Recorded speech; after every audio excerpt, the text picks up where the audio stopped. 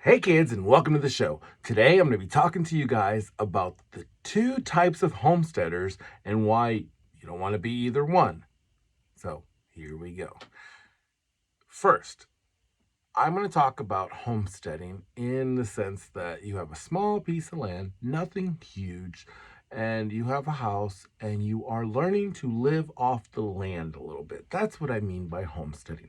I'm not talking about going off into the wilderness and setting up camp and living someplace for 3 years until you build a house out of sticks and things. So, what we're talking about is homesteading, where you can have a greenhouse, you can have a little bit of land, you can have some chickens.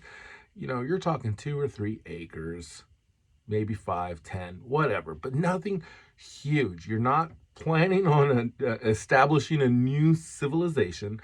You are just planning on making yourself more self-sufficient. So what we're talking about today is two things. Number one, not a huge community. We're just talking about basic homesteading. And number two, you can do this in a big yard in a city. So it's not a huge undertaking. However, if you're in the city, you are going to run into permits and things like that. Whereas if you're living in a more rural setting, you don't have all the permits to deal with. So here we go. Number one, the reason you will not succeed as a homesteader is that you pay someone else to do all of the hard work and a lot of the easy work too. All right, we know these people. They will not change a tire. They will not do anything. They would rather just pay someone to do it because they can do it faster and more efficiently. And that is important, and there are times to do that. What I'm saying is you have two types of homesteaders. You have one that will pay other people to do all the infrastructure, and they will have this beautiful homestead, and they'll have this beautiful piece of property, and in the event of the zombie apocalypse, they will be okay until something breaks. Something breaks, they're going to call someone, and when they call someone, they're going to hope that there's someone on the other end of that line, because they might have gotten taken by the zombies. So yeah, so there's that homesteader. There's your pitfall. Number one pitfall is having other people do everything. You have to be involved, like really, really involved. So much so that you should build stuff. Okay, let's say you're going to have contractors come out and build your house because you don't know what you're doing.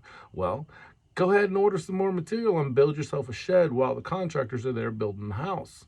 Build it the same way they are. Learn how to frame. Watch a YouTube video. Learn a little bit of plumbing. Learn a little bit of electricity work.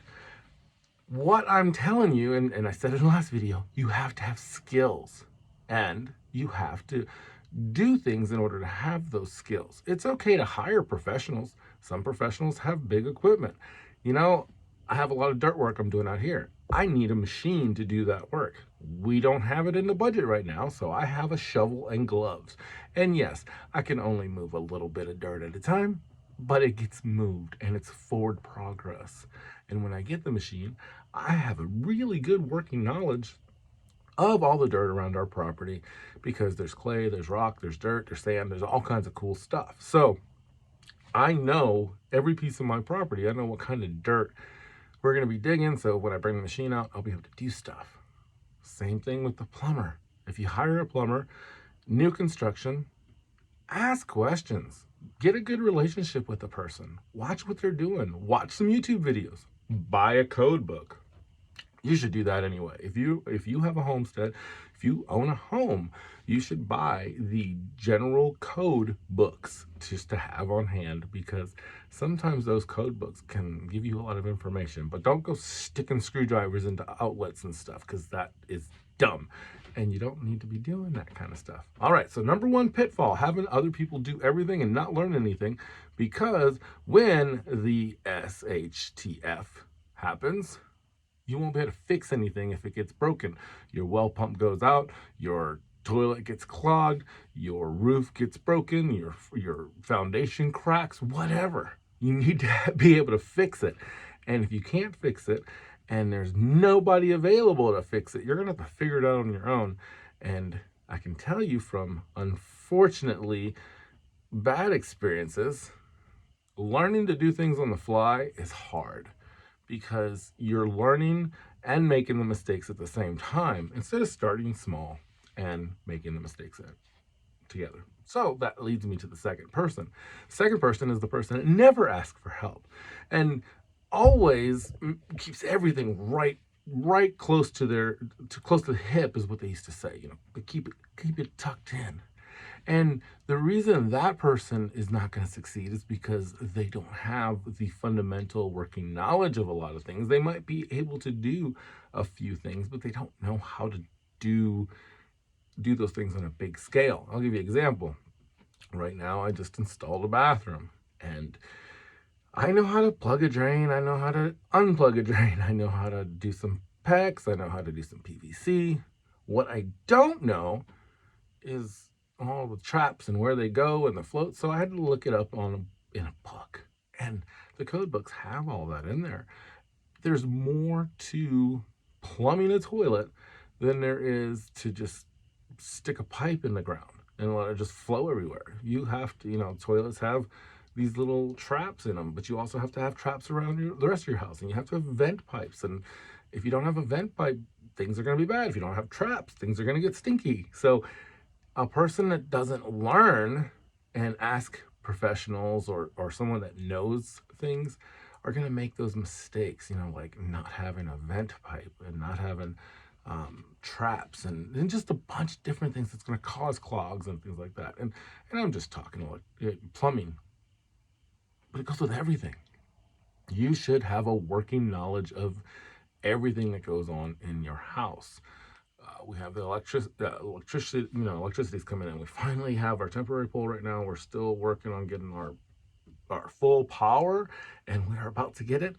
Yeah, it's a big difference when you know what they're doing and what they are coming to do. I have one question because I'm not sure if I bonded something properly. Everything else up until that one thing is correct. But I can be arrogant, I can be cocky and not ask and just take a guess because I actually didn't understand what the code book said. Or I can wait till the professional gets here and say, hey, listen, did I do this right, or do I need to change it to this way? Simple question. It's going to save some lives. So humble yourself and be willing to ask questions. Be willing to learn and learn.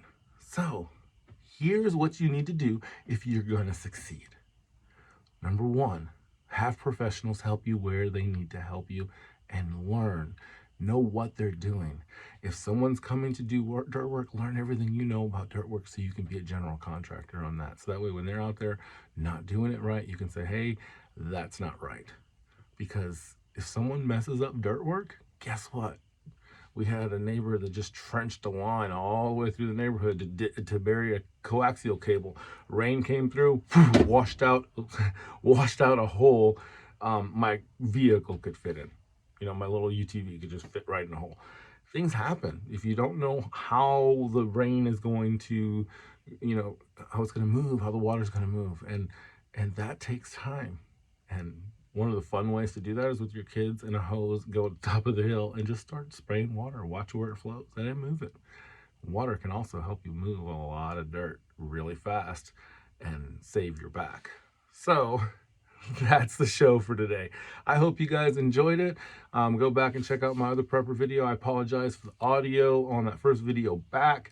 I hope I've got the audio fixed now. We're changing up the studio. This background is going to be going, and we're going to have something else because we're going to be sharing the studio with the kiddos. They're going to be starting some shows here soon, and just looking forward to some changes going around our homestead. And I'm hoping that you learn a few things here.